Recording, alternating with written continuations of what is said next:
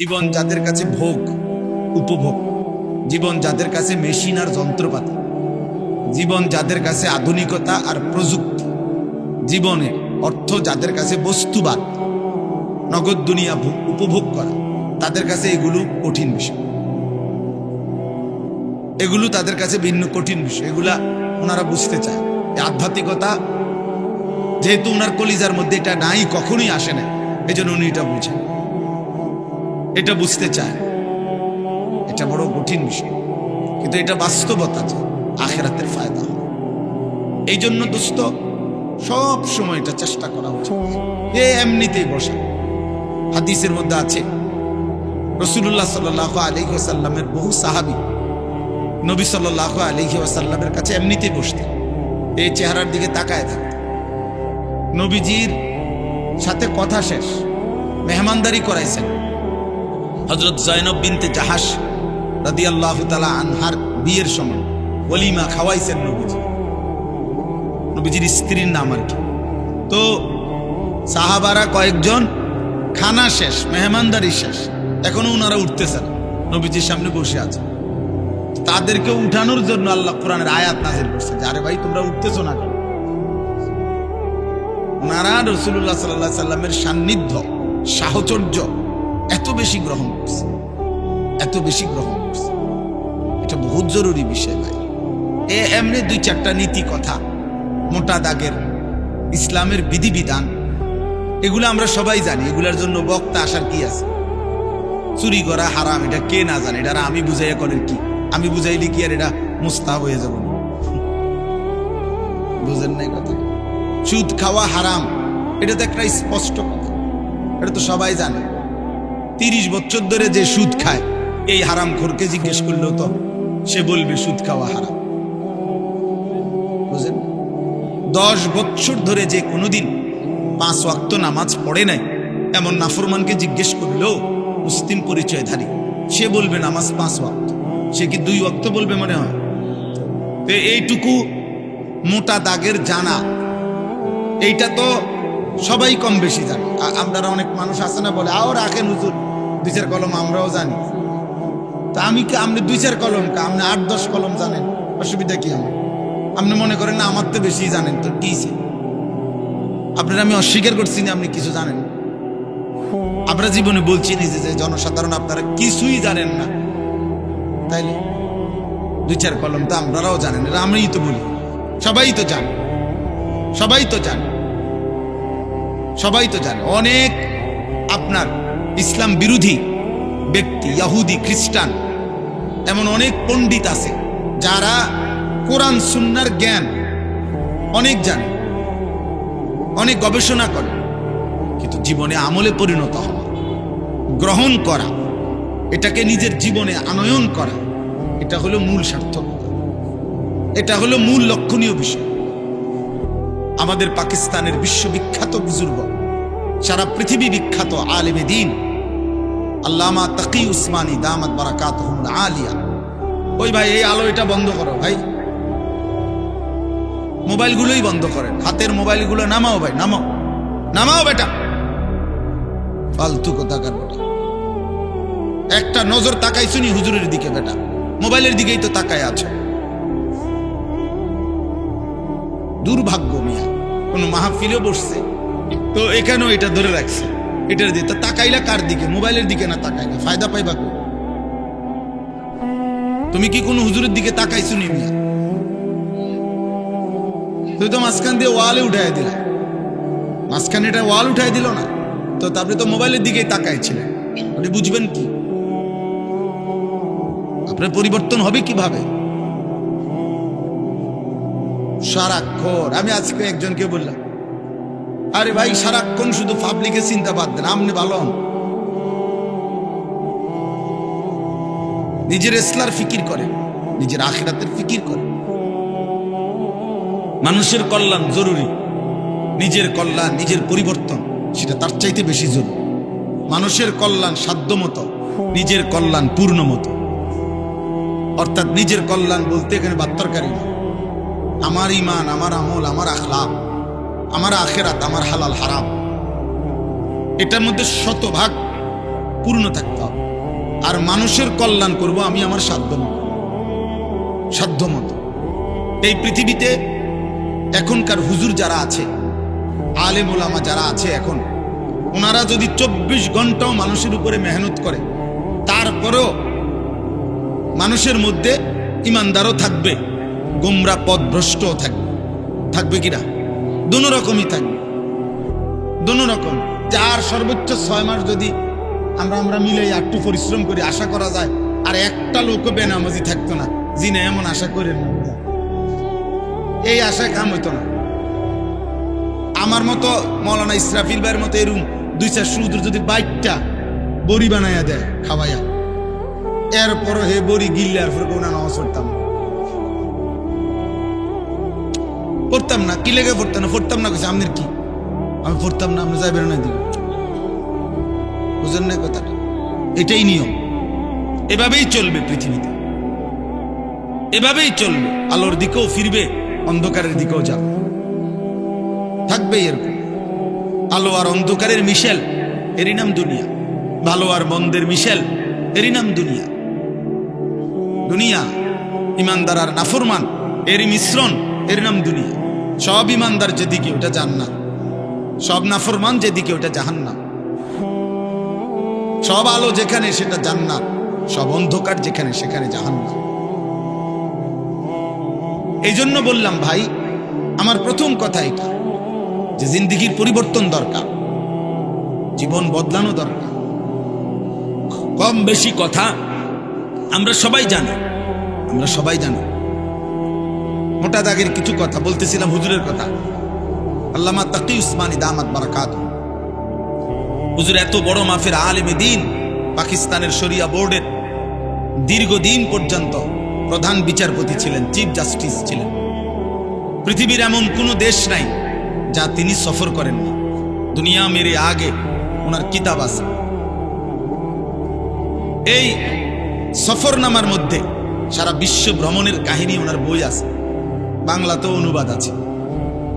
তো এই বইতে আছে উনি কানাডা সফর করছেন। ওই কানাডার সফরের কাহিনীর মধ্যে আছে যে কানাডার সবচেয়ে বড় ইউনিভার্সিটিতে ইসলামিক স্টাডিজ বিভাগ আছে, ইসলামী শিক্ষা। এবং তিনি বলেন যে সেই ইসলামী শিক্ষা ডিপার্টমেন্টের যে লাইব্রেরি, এই লাইব্রেরি উনি বলেন যে আমি পৃথিবীতে ইসলামী যত লাইব্রেরি দেখছি ইউনিভার্সিটিগুলোতে, মুসলিম যত জায়গায়, তার সকলের চাইতে সবচেয়ে বড় লাইব্রেরি এই কানাডার ওই ইউনিভার্সিটির ইসলামিক স্টাডিজ বিভাগের মধ্যে। এই পরিমাণ আরবি কিতাবাদি তাফসির সব ওখানে আছে, সারা পৃথিবীতে যা ছাপানো হয়েছে। তিনি বলেন যারা সেখানে পড়তেছে ওদের বিষয় হলো এই ধর্মতত্ত্ব, মানে তারা ইসলাম এবং অন্যান্য ধর্মের মধ্যেও আপনার তুলনামূলক বিশ্লেষণ পড়ে। তো এই পড়তেছে যিনি ইসলামের উপরে, উনি বলেন আমি ক্লাসে গেলাম ইসলামিক স্টাডিজের, সেখানে গিয়ে দেখলাম ইসলামের উপরে অসাধারণ লেকচার দিচ্ছে, অসাধারণ বক্তব্য দিচ্ছে, দলিল ভিত্তিক। কিন্তু তিনি বলেন সেখানে দেখলাম আমি স্পষ্ট যিনি শিক্ষক, যিনি পড়াচ্ছেন তিনিও খ্রিস্টান, যে ছাত্রছাত্রী পড়া শুনতেছে তারাও সম্পূর্ণ খ্রিস্টান।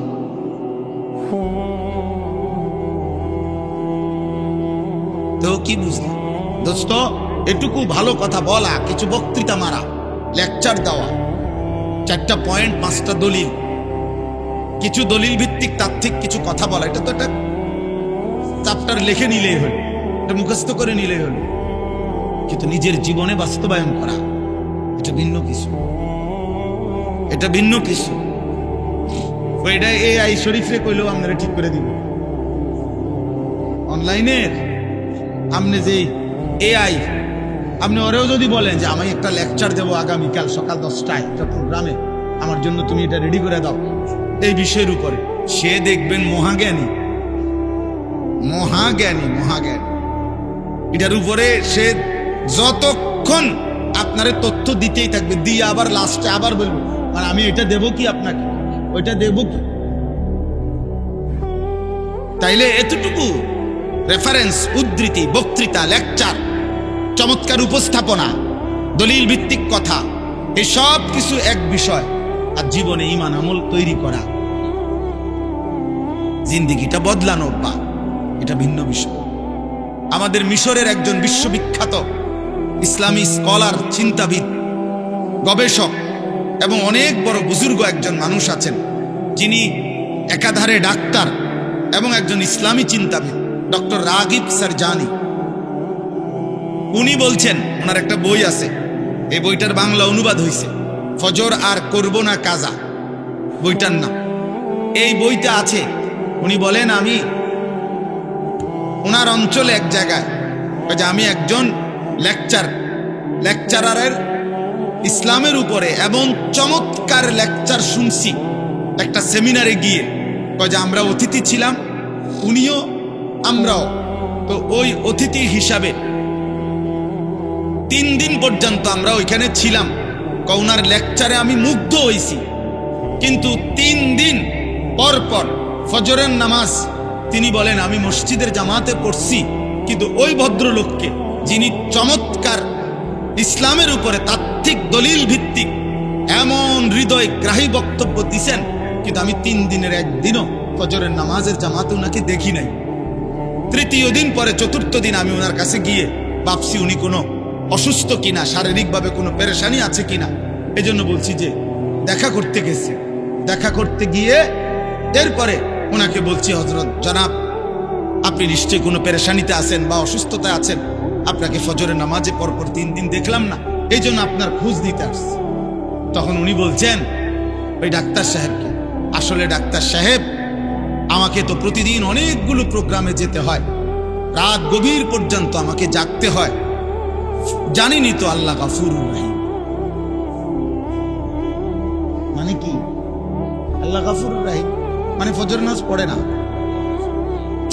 বুঝেন নাই কথাটা? ফজরের নামাজ কি পড়ে না, কি বুঝাইল? এই জন্য বুঝাইছে আর কি যে আল্লাহ গাফুরুর রহিম, আল্লাহ ওনার মাফ করবে। আল্লাহ ওনারে বলছে যে তোমার ব্যাপারটা আলাদা, তোমার তো আমি চিনি, আলাদা, তুমি একজন বিশিষ্ট লেকচারার, তো তুমি বাদ দাও, তোমারটা আলাদা। এটা গুরুত্বপূর্ণ আমার ভাই, এটা বুঝতে চেষ্টা করেন।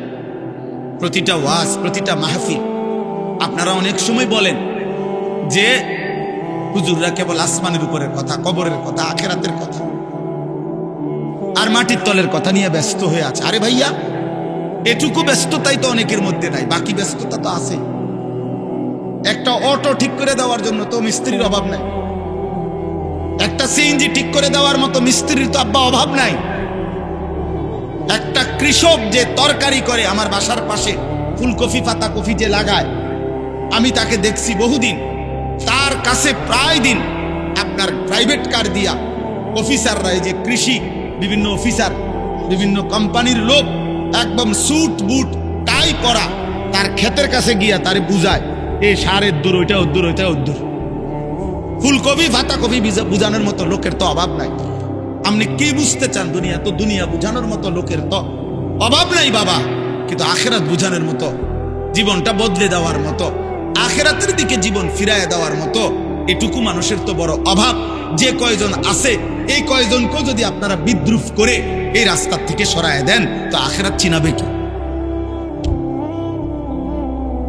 আল্লাহ চিনাবে কে? তাই আখেরাত চিনাবে কে বাপ?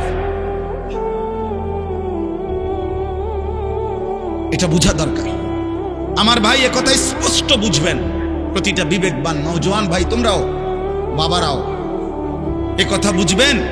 এই কোরআন সুন্নাহর ইলম আর দুনিয়ার সমস্ত জেনারেল ইলম, এই জেনারেল শিক্ষার যত পড়া আর এই কোরআন সুন্নাহর পড়ার একটা মৌলিক পার্থক্য হলো, জেনারেল শিক্ষার সমস্ত পড়ার মূল টার্গেট এই দুনিয়ার আয়োজন, দুনিয়ার জীবন উপভোগ করার জন্য যত অত্যাধুনিক, যত প্রযুক্তি, যত সহজকরণ, যত আধুনিকায়ন হইতে পারে, এটা হলো জেনারেল শিক্ষার মূল মাকসাদ।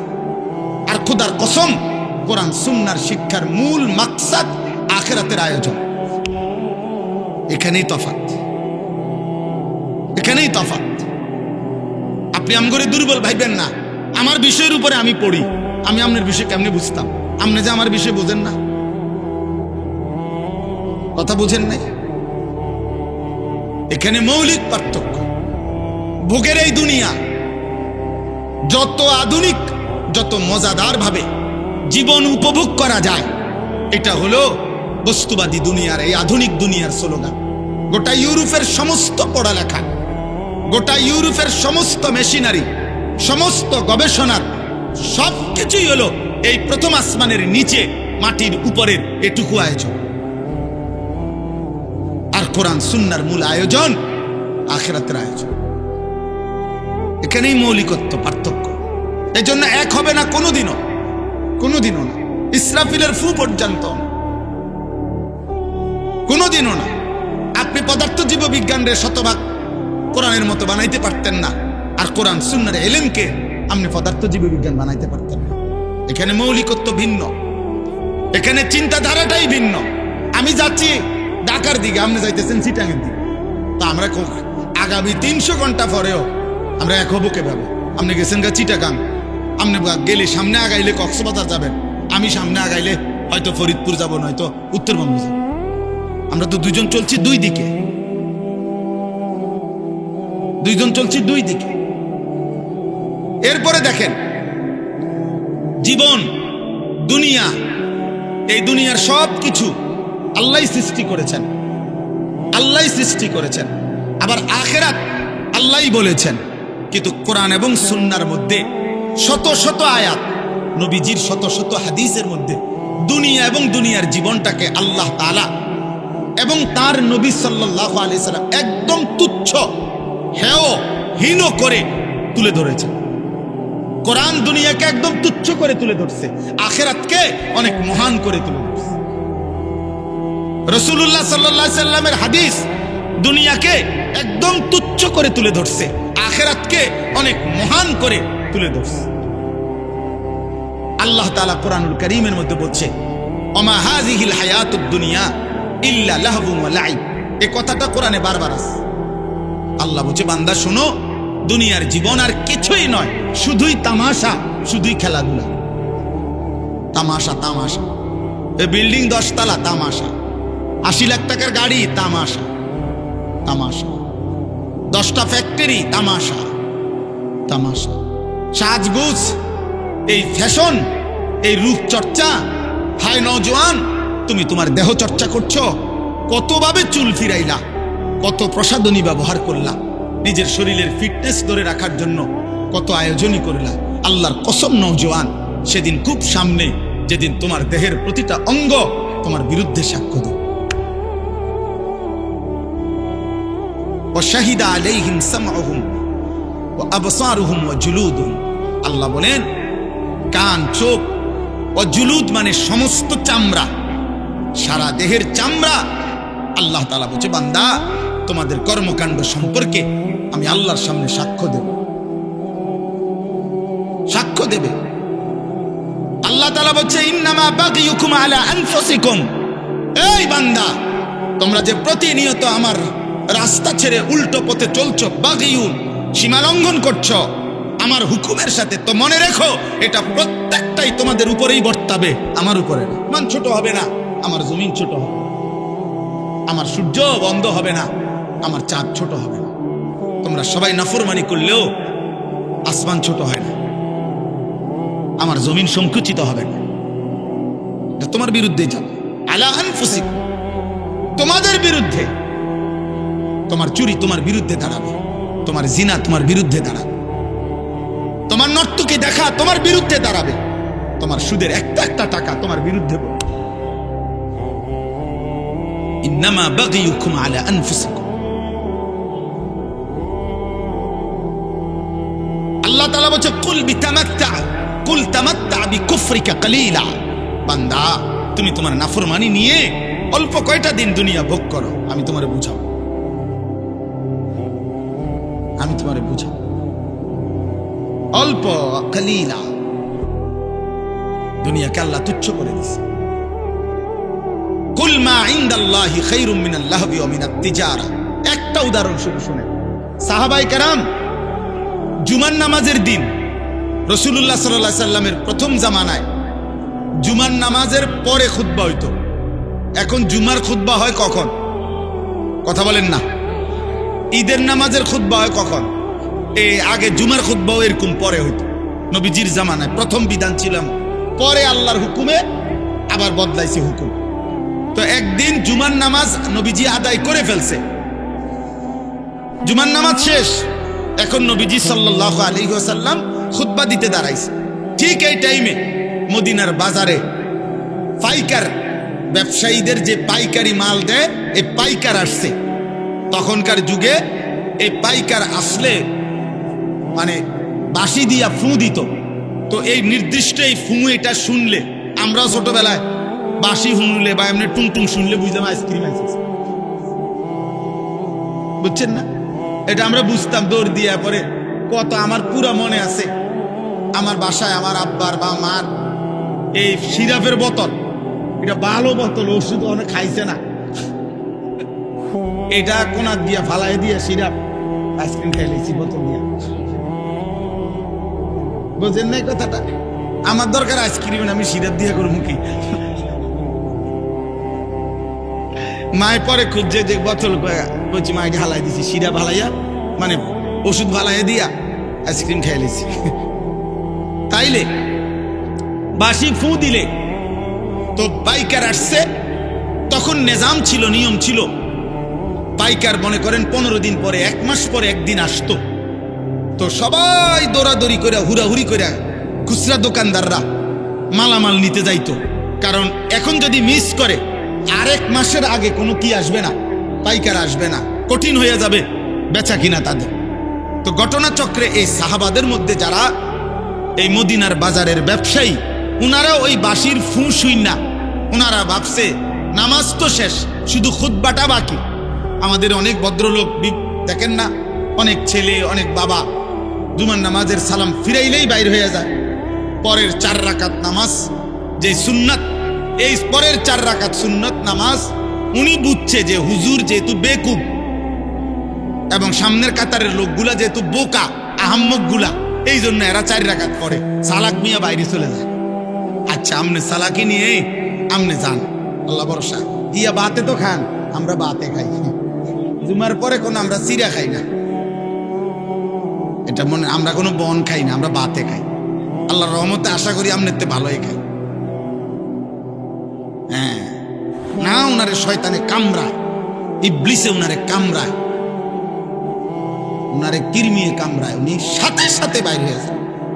বোকা মানুষ বেটা, কি বুঝাইতে চাইছেন? ইমাম সাহেব বেওকুফ, ইমাম সাহেবের বাপের কান থেকে 4 রাকাত নামাজ আনছে, এটা যদি কোনো কোরআন সুন্নাহ অনুমোদিত না হয়, এটা রাসূলুল্লাহ সাল্লাল্লাহু আলাইহি ওয়াসাল্লাম সাহাবায়ে কেরাম যদি না পড়তেন, তো এটা ইমাম সাহেব বছরের পর বছর একটি ভুল বেহুদা জিনিস পড়ে। এটা তা আপনার বিবেকে ধরে না? এটা আপনি বের হবেন কেন মিয়া? কেন খামখেয়ালি করবেন? জুমার নামাজ কি 2 রাকাত? কথা বলেন, জুমার নামাজ 2 রাকাত, তাইলে 2 রাকাত পড়বেন কেন? আল্লাহ আমাদেরকে বুঝ দান করে। চলেন তো, এই সাহাবীরা, এই যাদের কথা বলতেছিলাম, উনারা করছেন কি, ওই বাঁশির আওয়াজ শুনে খুতবা না শুনে চলে গেছেন। ওনাদের হিসাব হইল পরে তো আর মাল পাইতাম না, কষ্ট হয়ে যাবে, তাইলে তো ব্যবসা ক্ষতি হয়ে যাবে। শুধু তারা গিয়া মাল কিনছে। খোদার কসম, কোরআন শরীফের মধ্যে আল্লাহ তাআলা একটা পূর্ণাঙ্গ সূরা নাজিল করছে, সূরা জুমআ, এবং ওই সূরার মধ্যে লাস্ট আয়াতে আল্লাহ নিজে বলছে, ওয়া ইযা রাআউ তিজারাতান আও লাহওয়ান ফাদ্দু ইলাইহা ওয়া তারাকুকা কাইমা। আল্লাহ অবাক হয়ে গেছে, আল্লাহ বলতেছে, বন্ধু হায় হায়, আপনার সাহাবীরা এটা কামটা করলো কি? তারা তাদের এই ব্যবসা, এই কথার সাথে আল্লাহ একটা শব্দ ব্যবহার করছে, আও লাহওয়ান, তারা তাদের এই ফালতু দুনিয়ার জন্য আপনার এই খুতবা ছেড়ে দিল আর আপনাকে দাঁড়ানো অবস্থায় রেখে চলে গেল। হায় হায়, কামটা করলো কি? কাজটা করলো কি? এরা গেল কেন? আল্লাহ রীতিমতো অবাক হয়ে গেছে। মহান আল্লাহ বলেন, বন্ধু কাজটা করলো কি? ও তারাকুকা কাইমা, আপনাকে খুতবা অবস্থায় রেখে চলে গেল। কিসের জন্য গেল? ব্যবসা? আও লাহওয়ান, এই তামসা। এই আল্লাহ বলছে তামাশা। সাহাবায়ে কেরাম ফুটবল খেলতে গেছিল, কথা বলে না। সাহাবাই কেরাম ফুটবল খেলতে গেছিল, সাহাবাই কেরাম মোবাইল টিপতে গেছিল, আপনার মনে হয় এটা? সাহাবাই কেরাম কোনো ফালতু কাজে গেছিল, বিয়ের দাওয়াতে গেছিল? তাইলে হালাল ব্যবসা, এমনও তো না হারাম ব্যবসা, এটা ওনাদের হালাল ব্যবসার কাজে গেছে। আল্লাহ তাআলা বলছে হায় হায় হায় হায়, করলা কি? খুতবা ছেড়ে দিয়ে, রসুলের জবান থেকে খুতবা শোনা বন্ধ করে দিয়ে তোমরা তোমাদের এই তামাশায় চলে গেলা, তোমাদের ব্যবসা করতে চলে গেলা। এবার আল্লাহ বলেন, কুল, হে নবী আপনি বলে দেন ওদেরকে, মা ইনদাল্লাহ খায়রুম মিনাল লাহবি ওয়া মিনাত তিজারা। এই খুতবা শুনলে তোমরা যেই নেকি আল্লাহর কাছ থেকে পাইতা, আল্লাহ বলে খোদার কসম বান্দা, তোমাদের এই হাজার লক্ষ কোটির ব্যবসা এবং তামাম দুনিয়ার এই তামসার চাইতে খুতবার দ্বারা আল্লাহ যা দিত তা অনেক ঊর্ধ্বে, অনেক ঊর্ধ্বে, অনেক ঊর্ধ্বে। ভুল করলা তোমরা, ভুল করলা। কেন খুতবা শোনা ছেড়ে দিলা? কি বলেন, নামাজ ছেড়ে দিছে? কি ছেড়ে দিছে? এটা যদি আল্লাহ তাআলা সাহাবায়ে কেরামের এতটা অপছন্দ করে, তাহলে আমাদের 365 দিন খোদার এক বছরে, বলো না যুবক, আজ কত দিন হয়? 365 দিনের এক বছরে কোনো দিন ফজরের নামাজ পড়তে পারলা না। আয় দুর্ভাগা, বদনসিব। এবং মুসলমান কেমনে হইলি? এমন মুসলমান কেমনে হইলি? এমন নাফরমান কেমনে হইলি বাপ? 365 দিনে খোদার এক বছরে একদিনও মনে পড়ে না। ভোরের আলো তোমারে কোনোদিন দেখবে না, সুবহে সাদিক তোমাকে কোনোদিন দেখবে না, ভোরের মুয়াজ্জিন তোমাকে কোনোদিন দেখবে না। আহ আহ, 5 ওয়াক্ত নামাজ দিনের পর দিন যাদের ছুটে যায়, কি কারণে ছুটে যায়? বলেন না আব্বা, কি কারণে ছুটে যায়? কি কারণে ছুটে যায়? কি দোকানদারি করে লাইছেন এক একজন, কি দুনিয়া উল্টাইছে জানি না। আপনাকে কার ঘরে কি আছে মিয়া? সোফা এক সেটের বেশি তো বেশিরভাগ ঘরে 2 সেট সোফা নাই। এটা তো আমার ঘরেও আছে মিয়া। কি বেশি কামাই করে ফেলছেন দুনিয়া মিয়া? হ্যাঁ, এক সেট সোফা, একটা ডাইনিং টেবিল, 6টা চেয়ার, 2টা খাট, 2টা আলমারি, বাথরুম 2টা, বদনা, বালতি, জগ, মগ, কাঁচের প্লেট, নুনের বাড়ি, আর কি তা? কি ফার্নিচার এগুলা মিয়া? এটুকু ফালতু জিনিসের জন্য এত মিথ্যা বললেন, এত টাকা সুদ খান, 30 বছর ধরে সুদের চাকরি করেন, 30 বছর ধরে অবৈধ উপার্জন করেন। আরে হারামখোর, তোর লোভ কোনোদিন শেষ হবে না, খোদার কসম তোর অভাবও কোনোদিন শেষ হবে না।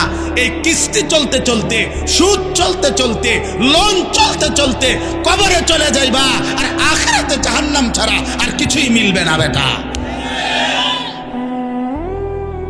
কেউ মাতবরি করেন না, আমিও না, আপনিও না। কোন নাফরমান, কোন পাপী, কোন বেনামাজি, কোন চরিত্রহীন যুবক, নারী দেখো, ছবি দেখো, উলঙ্গ দৃশ্য দেখো, জিনা যে বিচারের দৃশ্য দেখো, হারাম ছবিতে পড়ে থাকো, মোবাইলের উশৃঙ্খলার উলঙ্গতায় পড়ে থাকো। যুবক, নিজেকে চালাক মনে করিস না বাপ। তুই এই সমাজের দুশ্মন, তুই এই জাতির কলঙ্ক। চরিত্রহীন যুবক, তুমি মায়ের অপমান, তুমি বাবার লজ্জা, তুমি ইসলামের অপমান, তুমি আল্লাহর নাফরমান, তুমি রসুলের দুশ্মন। পৃথিবী তোমারে মনে রাখবে না। এ ভাতে খাইতে পারবা, দুনিয়ায় ভোগ করবা, বেডি সেবা, নারী সেবা, শরীর নাপাক করবা, নষ্ট করবা, অবৈধ বীর্যপাত হবে, হারাম বীর্যপাত, খালাস, আর কিছু হবে না। দুনিয়া মনে রাখবে না বাপ। শহীদ শরীফ ওসমান হাদি, এই ইমানদার যুবক রহমতুল্লাহ আলাইহি, আমি আজকে তার কবর জিয়ারত করে আসছি। তো এই ইমানদার যুবক, আমার মাটির এই সাহসী সন্তান, এই ইমানদার যুবক প্রমাণ করেছে একই সাথে ঈমান এবং দেশপ্রেম একসাথ করে শুক্রবার জুমার নামাজ পড়ে গুলিবিদ্ধ হয়ে মহান আল্লাহর কাছে নিজেকে পেশ করছে। আল্লাহ বলছে, হাদি তোর প্রতি ফোঁটা রক্তের বিনিময়ে আমি লক্ষ কোটি মানুষের চোখের পানি ঝরায় দিলাম। সে 5 ওয়াক্ত নামাজ পড়তো, সে ফজরের নামাজ পড়তো, প্রতিদিন ফজরের নামাজ পড়তো। সে আল্লাহর কোরআনের হাফেজ ছিল। সে রাসূলুল্লাহ সাল্লাল্লাহু আলাইহি সাল্লামের হাদিস স্পষ্ট বিশুদ্ধ কোরআন পড়তে পারত, হাদিস পড়ত। তার বাবা আলেম ছিলেন, তার মা পর্দানশীল, তার স্ত্রী পর্দানশীল। সে নিজে মাদ্রাসায় পড়ুয়া ছাত্র ছিল। হ্যাঁ বাবা, একই সাথে তার কলিজায় ঈমান ছিল, একই সাথে তার কলিজায় দেশপ্রেম ছিল। জমিনের মাটির প্রশ্নে, স্বাধীনতা, সার্বভৌমত্ব, আজাদির প্রশ্নে সে একাই বলছিল যে যদি দেশের একটা মানুষও যদি না বলে, তারপরেও ভারতীয় আধিপত্যবাদের বিরুদ্ধে আমি হাদি একাই বলে যাব। আমার জমিনের 1 ইঞ্চি কাউকে নিতে দেব না। জমিনের পাহারাদার ছিল, এই মাটির পাহারাদার, আবার ইমানদারও ছিল। এই জন্য দোস্ত, রাজনীতি আরো অনেকে আগেও করছে, এখনো করবে, কিন্তু এই পরিমাণ মানুষের চোখের পানি অঝরে ঝরানো এটা কঠিন, এটা কঠিন, এটা কঠিন। আজকেও আমি যখন দেখছি, তখনও দেখছি যে জিয়ারত করতেছে সাধারণ মানুষ, যেই দেখলাম যে সব কাঁদতেছে, সব কাঁদতেছে।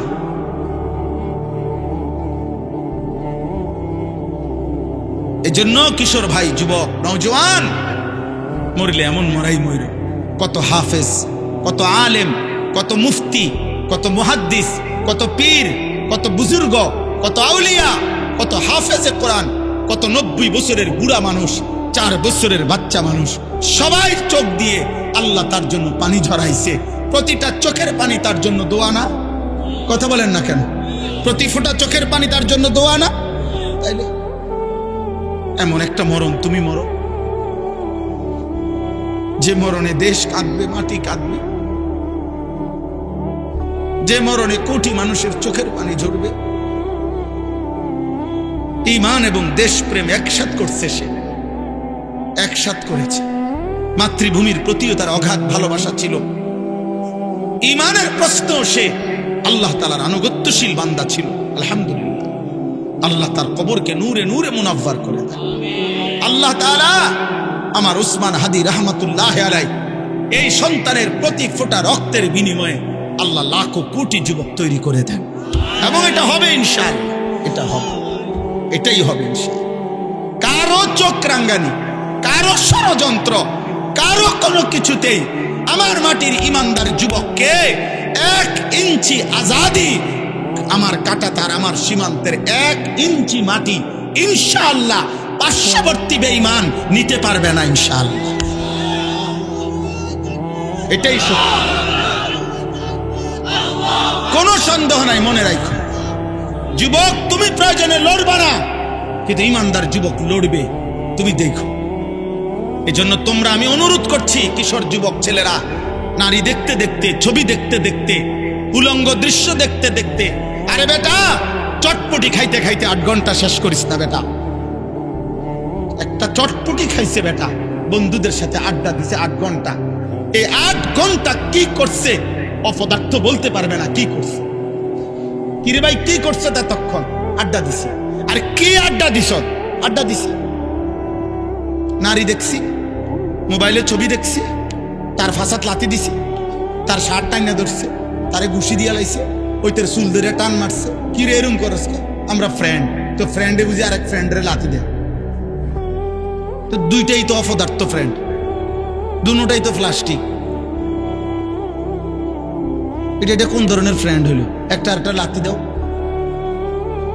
ফালতু কোথাকার। তাহলে বলেন মিয়া, জীবন মানে শুধু দুনিয়া উপভোগ করা? আখিরাতের ফিকির কে করবে? কবরের ফিকির কে করবে? পরকালের ফিকির করবে কে? এই জন্য আমি আপনাদের কাছে বলি, আমার মূল বক্তব্য এটা, আমাদের কোরআন সুন্নাহ ইসলাম, আমাদের নবীর মেহনত, উলামায়ে কেরামের মেহনত, এই ওয়াজ, এই মাহফিল, এই জুমার বয়ান, এই সমস্ত আয়োজনের মূল মাকসাদ আখিরাতের আয়োজন। কিসের আয়োজন বলেন না? আল্লাহ তাআলা দুনিয়াকে তুচ্ছ করে ধরছে, বলছে লাহবুন, তামাশা তামাশা। সাহাবাদেরকে বলছে, সাহাবারা হালাল ব্যবসার মাল কিনতে গেছে, আল্লাহ বলছে তামসাদ গেলাকা। অথচ আসলে কি তামসা এটা? কিন্তু আল্লাহ তাআলা সাহাবাদেরকে বলছে যে তামসাদ গেলা কেন খুতবা ছেড়ে। দুনিয়াকে আল্লাহ বলছে তামাশা। নবী সাল্লাল্লাহু আলাইহি ওয়াসাল্লাম বলছেন, একদিন নবীজি সাল্লাল্লাহু আলাইহি ওয়াসাল্লাম একটা কান কাটা মরা ছাগল, কান কাটা মরা ছাগল সাহাবাদেরকে দেখাইয়া বলছে, তোমরা কেউ আমার থেকে 1 দিরহাম 1 টাকা মূল্যে এই কান কাটা মরা ছাগলটি কিনবা? তো সাহাবারা বলছে, লা নাখুযু হাযা বিদিরহামিন, ইয়া রাসূলুল্লাহ, 1 টাকা মূল্যেও, মানে 1 দিরহাম মূল্যেও আমরা এটা কিনবো না। এটা কিতাম কিনবো, এটা তো কান কাটা মরা, এটা দিয়ে আমি করবো কি? আল্লাহর নবী সাল্লাল্লাহু আলাইহি ওয়াসাল্লাম বলেন, মুসলিম শরীফের হাদিস, নবীজি বলেন, ফাওয়াল্লাহি লাদ দুনিয়া আহওয়ানু ইনদাল্লাহ মিন হাযা আলাইকুম। আল্লাহর কসম সাহাবীরা, এই কান কাটা মরা ছাগল তোমাদের কাছে যতটা নিকৃষ্ট, খোদার কসম আল্লাহর কাছে দুনিয়াটা তার চাইতে বেশি নিকৃষ্ট। এটা মালিকের কাছে কিছুই না, কিছুই না। আমরা এক একজনে মানে এই বিল্ডিং একখানার দুয়ার কুদুর কইরা বাপসা কথা কয়, যে কি মুখ দিয়া কয় না নাক দিয়া কয় বোঝা যায় না, মাতবুরি কয়। কি বিল্ডিং করছেন মিয়া? 6 তলা বিল্ডিং। ইউরোপ আমেরিকার মধ্যে 6 তলা বিল্ডিং এর মধ্যে তো ছাগলও ফালে না।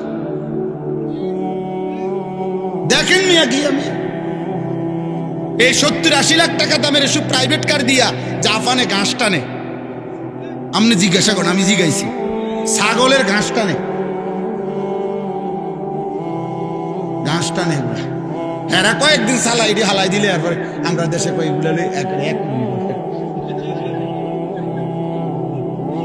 কি এটা না? হ্যাঁ, তো এইটা কি জহির ভাই কনে 26,000 মাইলেজ 28,000 মাইলেজ, মানে এরা কয়েকদিন সালাই হালাই দিছে, এটা যা ফালতু জিনিস ফালা। এইটাই আমাদের দেশের সবচেয়ে ব্র্যান্ডে বিশাল কিছু, ওটা ওরা ফালাই দিছে, ফালাই। আমার একজন পরিচিত আছে, উনি বলছে অস্ট্রেলিয়া থাকে উনি। আমি ওনারে জিজ্ঞাসা করছি, আপনি কি করেন অস্ট্রেলিয়া? বলছে হুজুর আমি হেলিকপ্টার দিয়ে সার দেই। কসম খোদা, হেলিকপ্টার দিয়ে কি দেয়? সার দেয়, সার। মানে কোম্পানির সবজি প্রজেক্ট, এত শত একর, হ্যাঁ, এগুলা কোনো আটটা সার দিব এই সিস্টেম না। অটো দিয়ে দিলে হইতো না, সিএনজি দিয়ে দেওয়া যায় না, ওগুলা হেলিকপ্টার দিয়ে সার দেয়। আমাদের বাংলাদেশে হেলিকপ্টার দিয়ে সার দিব কোন বছর? এই 12 তারিখের পরে। এই দোয়া করেন, 12 তারিখ নির্বাচন না, 12ই ফেব্রুয়ারি, 13-14 তারিখের দিকে ইনশাল্লাহ প্রত্যেকের ঘরে ঘরে হেলিকপ্টার পৌঁছা যাবে সার দেওয়ার। যেই বিবৃতি চলতেছে এক একজনের, সুবহানাল্লাহ, কি হয় বলা যায় না, কি হয়। শেষ পর্যন্ত আমরা যার যার দেশে থাকতে পারি কিনা, নাকি সকলেই একবারে বেডিং টেডিং নিয়ে চাঁদের দেশে বা মঙ্গল গ্রহে চলে যাই কিনা, সম্ভাবনা আছে। যেই আশ্বাস দিতেছে সবাই, মাশাআল্লাহ, আশা করা যায় তো চাঁদে বা মঙ্গলে আমরা ঘরদুয়ার করতে পারবো। আশা ব্যাপক উন্নতি হয়ে যাবে দেশে, অনেক কিছু। হ্যাঁ, ইনশাআল্লাহ। তাইলে দুনিয়া তো বেঈমান আমাদের চাইতে বেশি ভোগ করছে। আমি বুঝাইতে চাচ্ছি এটা। ওরা তো হেলিকপ্টার দিয়ে সার দেয়, আর আমরা তো এখনো অটোতে চলি। দুনিয়া হবে না বাপ, দুনিয়া নিয়ে তামাশা করলে মোমেন হবে না। ইমানদার দুনিয়া না, ইমানদারের আখিরাত। ওয়ালাদ-দারুল আখিরাতু খায়রুল লিল্লাযিনা ইয়াত্তাকুন আফালা তাকিলুন। আল্লাহ বলেন আখিরাতের ঘর জান্নাত মুত্তাকিদের জন্য, সেটাই উত্তম, তোমরা কি বুঝবে না? আল্লাহ বুঝে। কুল আউনাব্বিউকুম বিখাইরিম মিন যালিকুম। আল্লাহ বলেন নারীর সৌন্দর্য, সন্তানাদির আকর্ষণ, সম্পদের আকর্ষণ, জন্তু জানোয়ারের আকর্ষণ, ক্ষেত ফসলের আকর্ষণ, এগুলো সব আমি দিছি। আমি জুইয়িনা, আমি দিছি বান্দা, আমি দিছি। আল্লাহ বলেন এই দুনিয়ার এই সব আয়োজন যা আমি সাজিয়ে দিয়েছি তোমাদের জন্য, তার চাইতে উত্তমটা কি সেটা কি আমি তোমাদেরকে বলবো? আল্লাহ নিজে বলতেছে, কুল আউনাব্বিউকুম, আমি কি বলবো তোমাদেরকে? তো আল্লাহ নিজেই বলেন, লিল্লাযীনা তাকাউ ইনদা রাব্বিহিম, তোমরা যারা যারা আমি আল্লাহকে ভয় করে আমার উপরে তাকওয়া রেখে গুনাহ ছেড়ে দিয়ে আখিরাতে আসবা, জান্নাতুন তাজরি মিন তাহতিহাল আনহার খালিদিনা ফিহা, অনন্তকালের জান্নাত আমি আল্লাহ তোমাদের হাতে তুলে দেব। আর জান্নাতের এক কোণা, জান্নাতের এক নিয়ামত, খোদার কসম তোমার দুনিয়া লক্ষ কোটি বারের চাইতেও অনেক উত্তম, অনেক উত্তম, অনেক উত্তম। আপনি যদি বলেন আপনার সন্দেহ হয়, ঠিক আছে, আপনার সন্দেহ নিয়ে থাকেন আপনি, আমার ইয়াকিন হয়। আপনি যদি টেলিভিশনের খবর আপনার এতটা বিশ্বাস হয়, চ্যানেলের খবর আপনার এতটা বিশ্বাস হয়, বিজ্ঞান বইয়ের পড়া আপনার এত বিশ্বাস হয়, পদার্থ বিজ্ঞানের পড়া আপনার এত বিশ্বাস হয়, জীববিজ্ঞানের পড়া আপনার এত বিশ্বাস হয়, দুনিয়ার বাংলা অঙ্ক ইংরেজি বইয়ের পড়া আপনার এত বিশ্বাস হয়, এত বড় কায়নাতের মালিক আসমানওয়ালা রব, তার কথা আমার বিশ্বাস হবে না কেন? কেন হবে না বিশ্বাস? কেন হবে না? হ্যাঁ বলেন, যুক্তি কি বলে, ইনসাফ কি বলে? কোরআনের কথা বিশ্বাস হবে না কোন যুক্তিতে? কেন? কারণটা কি? আপনার কাছে কি কারণ আছে বলেন, যে কারণে আপনি আস্থা রাখতে পারতেছেন না? রাসূলুল্লাহ সাল্লাল্লাহু আলাইহি সাল্লামের কথার উপরে আপনার আস্থা হচ্ছে না কেন বলেন? আমার শায়েখ আল্লামা মুফতি মুশতাকুন নবী কাসিমি হুজুর অনেক সময় এটা বলে, জিকিরের কথা, আল্লাহর জিকির বলতে বলতে ওয়াজে হুজুর অনেক সময় আবেগে জোশ উঠলে হুজুরে বলে যে, হে আল্লাহর বান্দারা, শ্রোতাদেরকে বলে যে, দেখেন আমি আপনাদেরকে এতক্ষণ বললাম যে আল্লাহকে ডাকেন, আল্লাহকে ডাকেন, আল্লাহকে ডাকেন, যদি আপনারা কেউ না ডাকেন শেষ পর্যন্ত আমি মুশতাকুন নবী কসম করে বললাম আমি আল্লাহকে ডাকবই ডাকব। ঠিক তেমনি ভাবে আপনারা হাজারবার প্রত্যাখ্যান করেন, নওজোয়ান ভাই তুমি আল্লাহকে ছেড়ে দাও, বাকি মনে রাখো যাকে ছেড়ে দিছো ও চিরেই তুমি তার কাছেই যেত। হ্যাঁ, নিশ্চিত, নিশ্চিত, কোনো সন্দেহ। আল্লাহ আমাদেরকে তৌফিক দান করেন, আল্লাহ আমাদেরকে কবুল করেন। শেষ আমার ওয়াজ, আমার মূল বক্তব্যের কথাই, এ আপনার কাছে, আমার কাছে, কিশোর ভাই, যুবক ভাই, বয়স্ক বাবা, অনেক বুঝমান আমার অনেক ঘনিষ্ঠ মানুষ আছেন এখানে আপনারা, এবং পর্দার আড়ালের মা বোন, প্রত্যেকের কাছে আমাদের মুসলমান, আমরা আমাদের পরিচয় আমরা মুসলিম, অতএব খোদার কসম এক মুমিন, এক মুসলমানের মূল পরিচয় আখিরাত, মূল ফিকির আখিরাত, মূল চেতনা আখিরাত, মূল প্রস্তুতি আখিরাত, মূল আয়োজন আখিরাত, আখিরাত, আখিরাত। আল্লাহ আমাদেরকে আখিরাতের প্রস্তুতি নেওয়ার তৌফিক দান করেন। আল্লাহ তাআলা বলেন, বিসমিল্লাহির রহমানির রহিম, আলিফ লাম মিম। এটা কোরআনের একটা মুজিজা।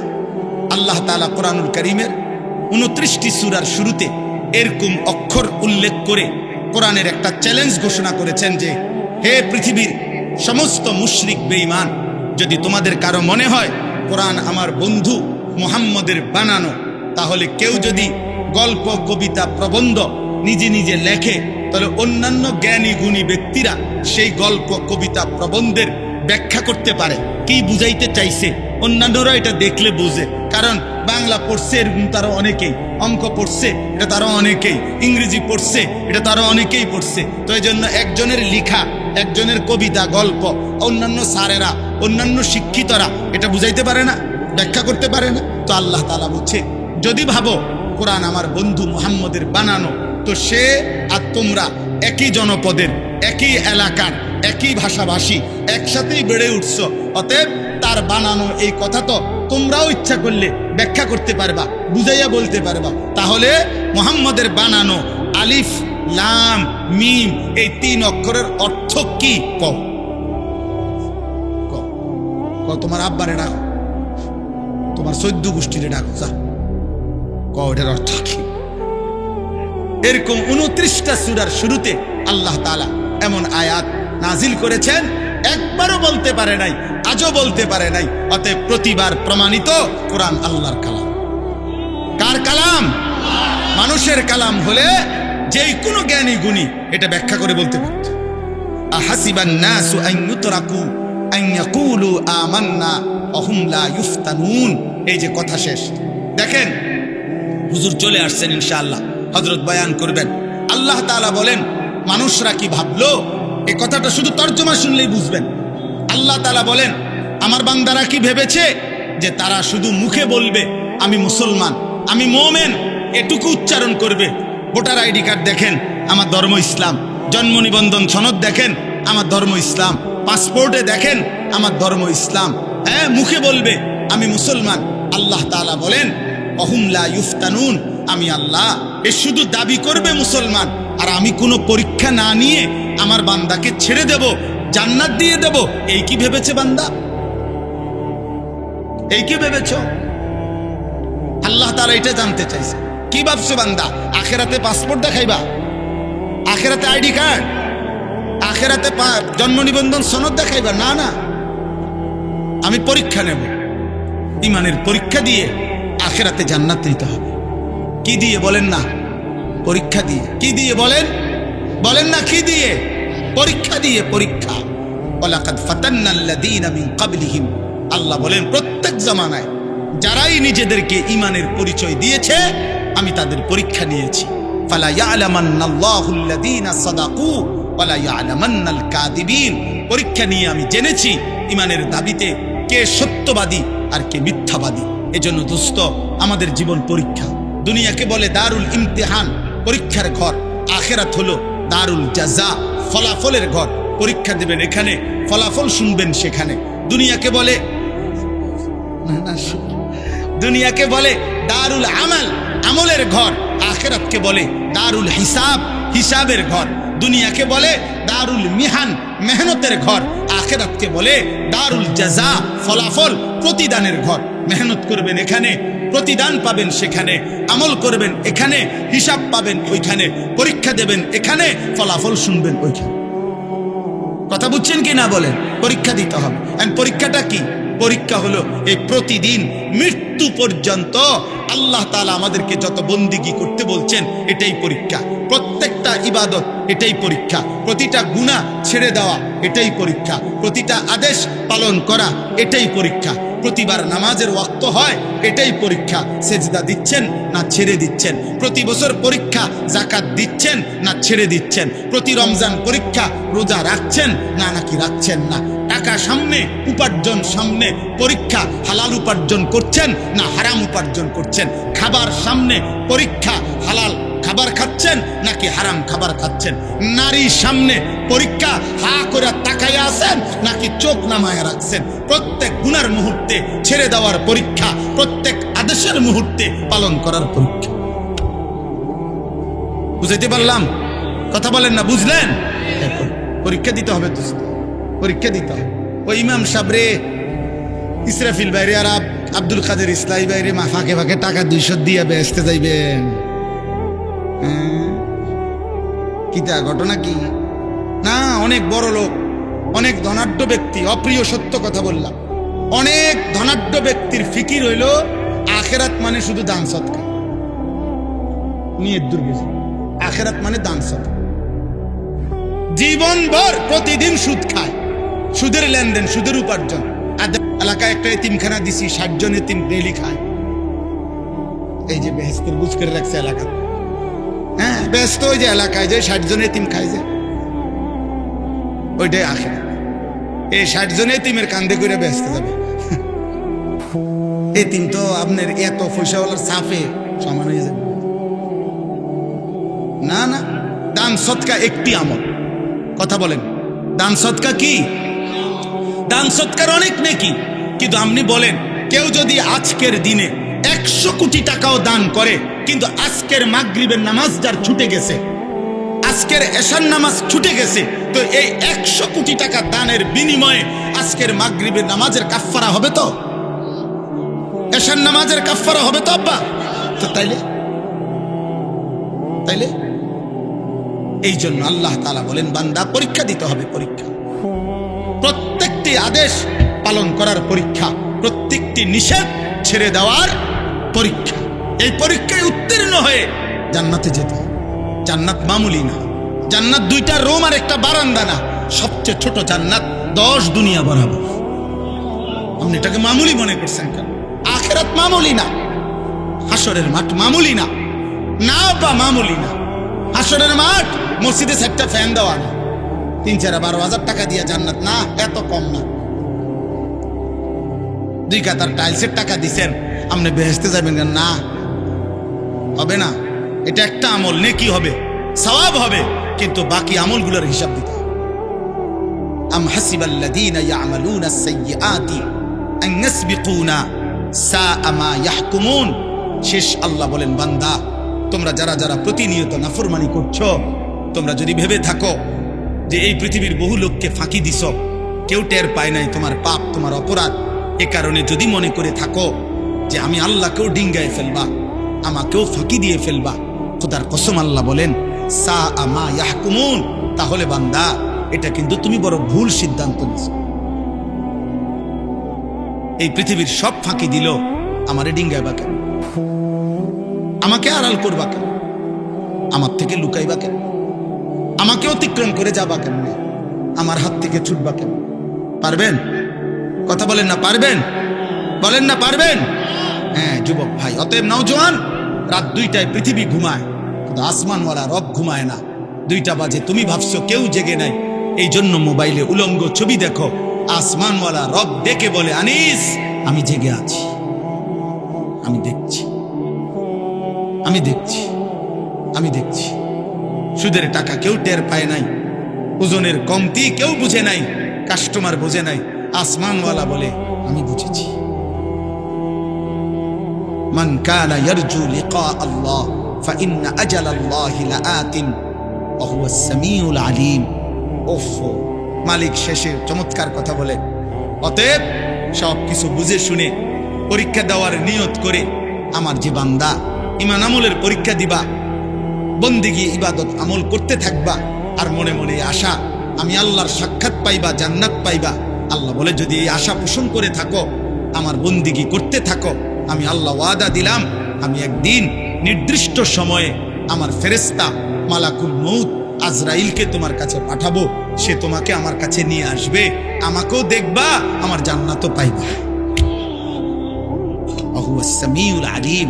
আল্লাহ বলেন, অতএব শুনে নাও বান্দা, যাই বলো আমি সব শুনি, যাই করো আমি সব জানি, ভালোটাও জানি, মন্দটাও জানি, রাতেরটাও জানি, দিনেরটাও জানি, একাকীও জানি, প্রকাশ্যেও জানি, দিবালোকেও জানি। অতএব আমাকে লুকাইও না, আমার থেকে আড়াল করবে না। আল্লাহ আমাদের সবাইকে ঈমানের জীবন দান করেন, আমলের জীবন দান করেন, আখিরাতের ফিকির দান করেন, কবরের ভয় দান করেন, জাহান্নামের ভয় দান করেন। প্রিয় ভাই নওজোয়ান, আর কিছু সময় মুহতারাম মেহমান হযরত অনেক দূর থেকে কষ্ট করে এসেছেন, দয়া করে অল্প সময় কথা বলবেন, দোয়া করবেন।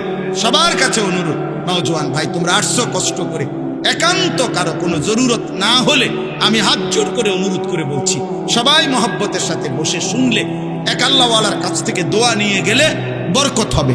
আল্লাহ আমাদের সবাইকে তৌফিক দান করেন। দারুল উলুম আল আমিন মাদ্রাসা আল্লাহ কবুল করেন। আগামী 10 জানুয়ারি আমাদের কুমিল্লা জেলা কওমি মাদ্রাসা সংগঠন বুড়িচং উপজেলা শাখার উদ্যোগে কাবিলা শাহী ঈদগাহ মাঠ